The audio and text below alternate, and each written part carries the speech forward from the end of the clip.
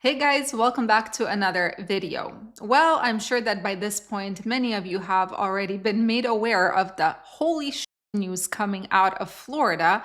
Not that it should surprise a lot of you, since for years, many people have been commenting on this channel about the fact that this is happening. But yeah, let's chat about this. Fraudulently issued CDLs. I have seen some comments saying that it is impossible to get a CDL fraudulently. And hell, I was one of those people at one point where I said, no, it's impossible. There's so many hoops you have to jump through. You have to do testing. Everything is by the book. But then you realize nothing is impossible. So let's chat about it. Ready? Let's go.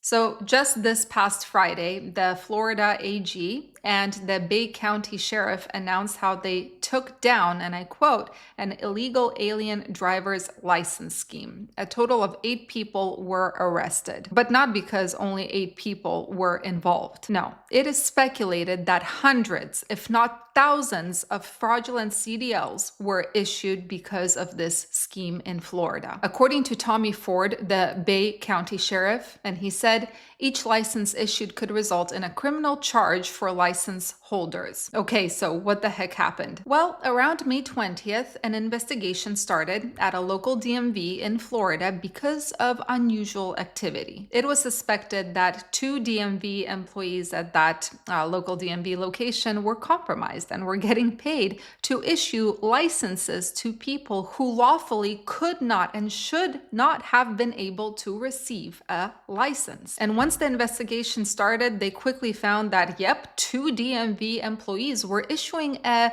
weirdly large number of those licenses. And it turns out that they were actually bypassing tests in order to give them out. Now, I would love to tell you guys that this is the only instance of fraudulently issued CDLs out there, but sadly, how do I put it? That would be complete and utter bullshit. So let's go through some of these, shall we? It took me about an hour to find these just with research.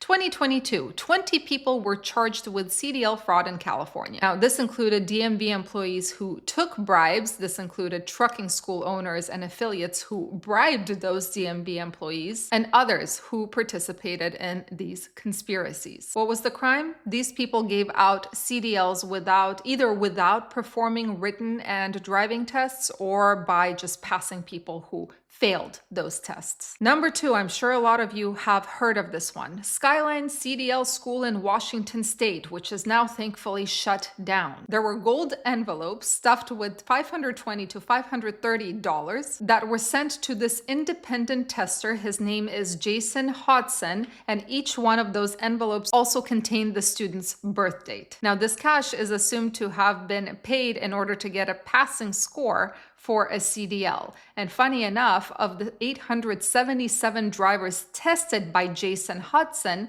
80% failed when they were forced to retest, and 110 licenses were revoked thus far. The question is why only 110 licenses were revoked thus far if 80% failed when forced to retest. Then we have 2025. I talked about the story just a few months ago in Massachusetts. A state police sergeant was convicted of 48 counts of orchestrating a scheme where he was paid to give out passing CDL scores for 40 applicants. And then there's a final one, which is a little bit more intricate than the rest. So for those of you who don't know, in Mexico, truck drivers obtain an LFC, which is basically like a US CDL. Another fact, the only foreign CDLs accepted by the United States of America are those that are issued by the federal government of Mexico and the provinces and territories of Canada. And this is because of reciprocity agreements. Now, this means that a person who holds a valid LFC license does not have to get a US CDL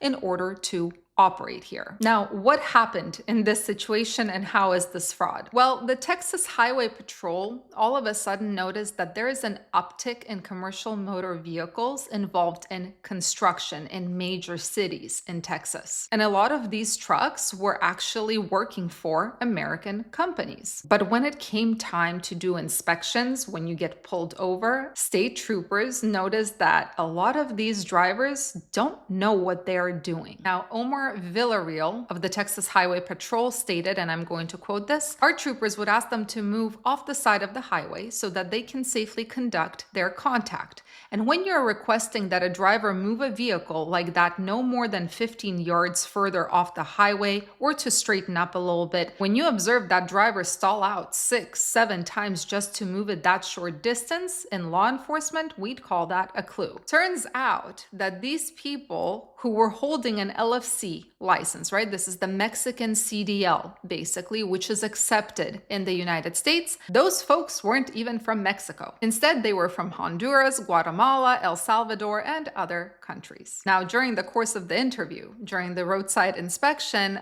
it's actually funny how they found out that these drivers were not from Mexico, but rather from other countries. I'm attaching the link down below if you're curious to read it. But funny enough, the drivers during the interview process would ultimately state, and I'm going to quote Villarreal here, they would ultimately divulge that they heard from a friend or acquaintance if they called a specific number, they could get a Mexican CDL. For the aspiring LFC or CDL holder, the next step was to email a picture of themselves, give some basic information, and wire the fraudster $2,500, which is way less than what they charge in Colorado to do the same thing. And this is according to Villarreal. Now, these stories that I listed, again, I'm attaching all the sources down below, but these are just the big stories. And it took me, again, about an hour to look through them and read them and just present them in this video.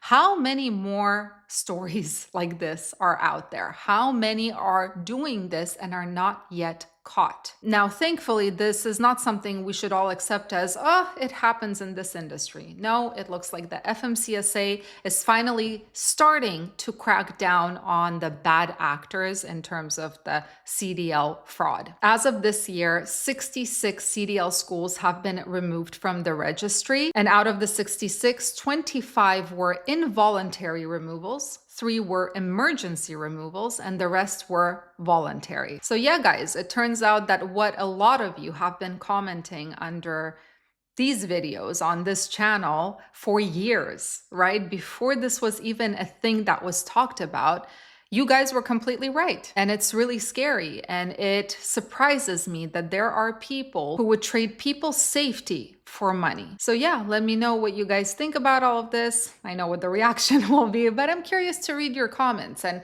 more so, I'm curious to hear if you guys have heard anything else that is not in the news, that is not being talked about. Because as I said before, this was just 1 hour of searching and this is what I found. And I'm sure there are many more untold stories of this. Anyway, thank you so much for joining and watching. I hope you have a fantastic rest of your day. Stay safe, stay healthy, and keep learning. See you in the next video.